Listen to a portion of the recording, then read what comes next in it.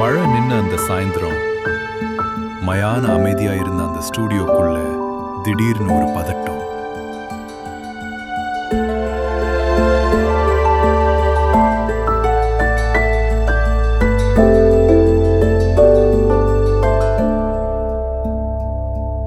சேரும் சகதியுமா இருந்த அந்த ரோட்ல ஒண்ணுக்கு பின்னாடி ஒண்ணுன்னு ஆட்டோ ரிக்ஷா வரதும் நிறைய பசங்க அந்த ஸ்டூடியோக்குள்ள போறதுமா இருந்தது.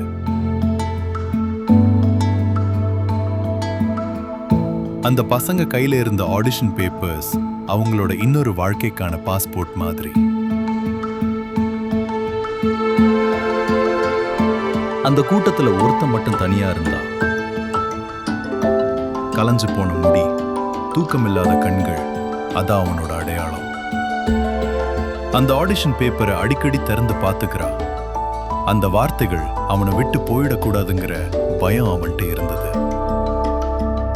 சுத்திலும் இருந்த செவுத்துல கிழிஞ்சு போன சினிமா போஸ்டர்ஸ்ல சிரிக்கிற ஹீரோக்களையும் கோபப்படுற ஹீரோக்களையும் பார்க்க முடிஞ்சது. அவங்க எல்லாம் திரையில இருந்து நேரா மக்களோட இதயத்துக்குள்ள போனவங்க. ஒரு பிரம்மாண்ட கட் அவுட், ஒரு சமூகமே கொண்டாடுற பெரிய ஹீரோ. அவன் நிமிர்ந்து பார்க்கிறான். ஒரு நிமிஷம் அவன் கண்ணுல ஏக்கம். Token 57. அந்த குரலை கேட்டதும் அவன் ஒரு நிமிஷம் உறைஞ்சு போனான். அது அவன் நம்பர்.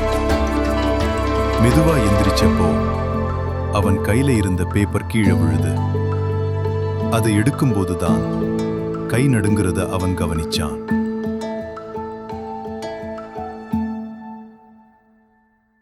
அந்த அசிஸ்டன்ட் டைரக்டரை ஃபாலோ பண்ணி ஸ்டூடியோ காரிடார்ல அவன் நடக்கும்போது வெளியே இருந்த இரைச்சல் போய் இப்போ உலகமே மியூட்டான மாதிரி இருந்தது.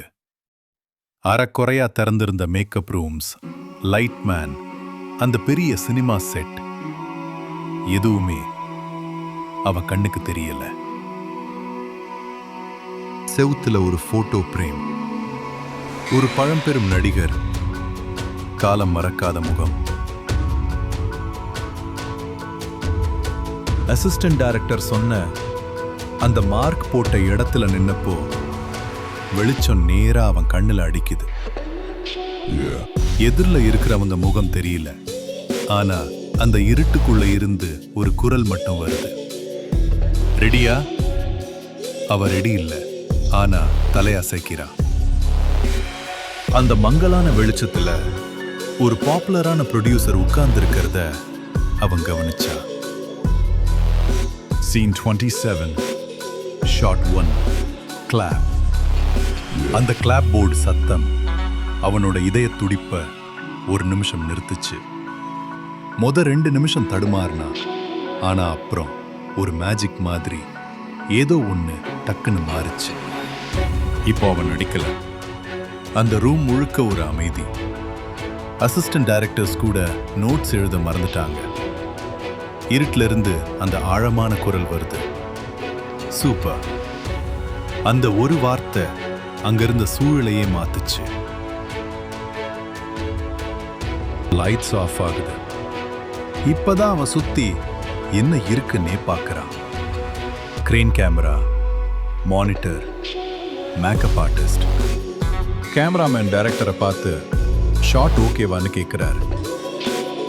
அவனுக்கு அப்போதான் புரியுது, இது ஆடிஷன் ஹால் இல்ல, ஏற்கனவே ஷூட்டிங் நடந்துட்டு இருக்கிற ஷூட்டிங் ஸ்பாட்.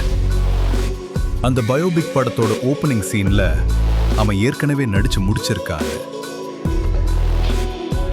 அந்த ஒரு நாள் அவனோட தலையெழுத்தை மாத்தி எழுதுனா ஜோ.